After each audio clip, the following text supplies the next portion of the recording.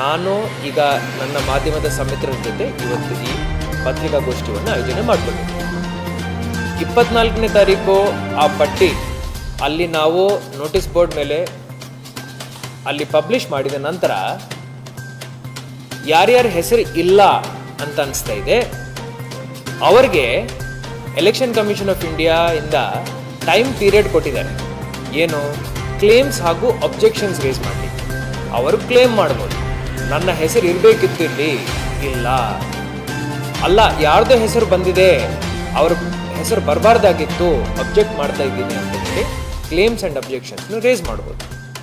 Claims and objections race ಮಾಡಲಿಕ್ಕೆ ಅವರವರ BLO ಕಡೆ ಅವರು ಫಾರ್ಮ್ 6, 6A, 7 ಹಾಗೂ 8 ಮುಖಾಂತರ ಅವರ ಕ್ಲೇಮನ್ನು ಅವರು ರೇಸ್ ಮಾಡ್ಬೋದು.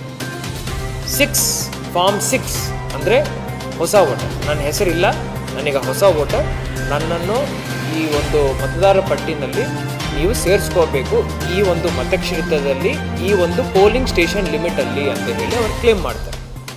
ಫಾರ್ಮ್ ನಂಬರ್ 6A ಅದು NRIಸ್ಗೆ, ನಾನು NRI ಆಗಿದ್ದೀನಿ, ಆದರೆ ನಾನು ಈ ಇಂಡಿಯಾ ಸಿಟಿಸನ್ ಇದ್ದೀನಿ, ಸೊ ನನ್ನ ವೋಟರ್ ರೈಟ್ ನನಗೆ ಈ ಪೋಲಿಂಗ್ ಸ್ಟೇಷನ್ ಇಲ್ಲಿ ಬೇಕಂತ ಹೇಳಿ ಅವರು ಆನ್ಲೈನು 6A ಫಿಲಪ್ ಮಾಡ್ಕೋಬೋದು.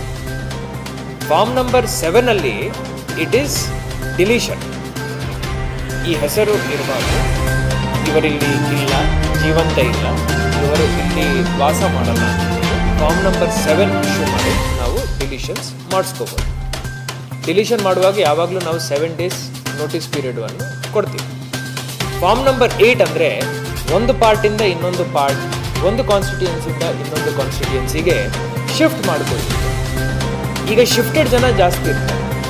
SIRನಲ್ಲಿ ನಮ್ಗೇನು ಗೊತ್ತಾಗಿದೆ ಅಂದರೆ ಅರ್ಬನ್ ಏರಿಯಾಸಲ್ಲಿ ಆಬ್ವಿಯಸ್ಲಿ ಕೆಲಸ ಶಿಫ್ಟ್ ಆದ ತಕ್ಷಣ ಒಂದು ಓಣಿಯಿಂದ ಬೇರೆ ಓಣಿಗೆ ಹೋಗೋದು, ಅರ್ಬನ್ ಏರಿಯಾಸ್ನಲ್ಲಿ ಈ ಸಮಸ್ಯೆಗಳು ಇರ್ತವೆ.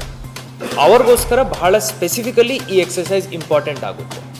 ಯಾರು ಒಂದು ಪೋಲಿಂಗ್ ಸ್ಟೇಷನಿಂದ ಬೇರೆ ಪೋಲಿಂಗ್ ಸ್ಟೇಷನ್ ಲಿಮಿಟ್ಸ್ಗೆ ಶಿಫ್ಟ್ ಆಗ್ತಾರೋ ಅವರ ಹೆಸರು ಹೊಸ ಪೋಲಿಂಗ್ ಸ್ಟೇಷನ್ ಲಿಮಿಟಲ್ಲಿ ಇರಲ್ಲ. ಅವರಿಗೆ ನಾವು ಎನ್ಯೂಮರೇಷನ್ ಫಾರ್ಮ್ ಕೊಡಲಿಕ್ಕೆ ಆಗಿರಲಿಲ್ಲ ಸಿಸ್ಟಮ್ ಪ್ರಕಾರ, ಆದರೆ ಅವರಿಗೆ ಈಗ ಅವಕಾಶ ಇದೆ. ಟೈಮ್ ಎಷ್ಟಿದೆ ಅಂದರೆ 24/8/2026ರಿಂದ 23/9/2026 ತನಕ ಈ ಕ್ಲೇಮ್ಸ್ ಆ್ಯಂಡ್ ಅಬ್ಜೆಕ್ಷನ್ ಪೀರಿಯಡ್ ನಮ್ಮ ಕಡೆ ಇರುತ್ತೆ. ತಾವು ಈ ಟೈಮಲ್ಲಿ ನಾವು ಶಿಫ್ಟ್ ಆಗಿದ್ದೀವಿ ಅಂತ ಹೇಳಿ ತಾವು ಹೇಳಬಹುದು. ಈ ಪರ್ಸನ್ ಈಗ ಜೀವಂತ ಇಲ್ಲ ಅಂತಲೂ ತಾವು ಅಬ್ಜೆಕ್ಟ್ ಮಾಡಬಹುದು. ಈ ಎಲ್ಲ ಕ್ಲೇಮ್ಸ್ ಆ್ಯಂಡ್ ಅಬ್ಜೆಕ್ಷನ್ಸ್ ನೀವೆಲ್ಲರೂ ಮಾಡಬೇಕಂದ್ರೆ, ನಮ್ಮ ಮತದಾರರು ಮಾಡಬೇಕಂದ್ರೆ ಜಾಗರೂಕ ಮತದಾರರಾಗಿ 24ನೇ ತಾರೀಕು ಈ ಕರಡು ಮತದಾರ ಪಟ್ಟಿ ಏನಿದೆ, ಡ್ರಾಫ್ಟ್ ಎಲೆಕ್ಟೋರಲ್ ರೋಲ್, ಅದನ್ನು ನಾವು ಪಬ್ಲಿಷ್ ಮಾಡೋ ಜಾಗದಲ್ಲಿ ಒಂದ್ಸತಿ ತಾವು ಚೆಕ್ ಮಾಡ್ಕೋಬೇಕು. ಇದಲ್ಲದೆ ನಾವಿದನ್ನು ನಮ್ಮ ವೆಬ್ಸೈಟಲ್ಲಿನೂ ನಾವು ಇದನ್ನು ಪಬ್ಲಿಷ್ ಮಾಡ್ತೀವಿ.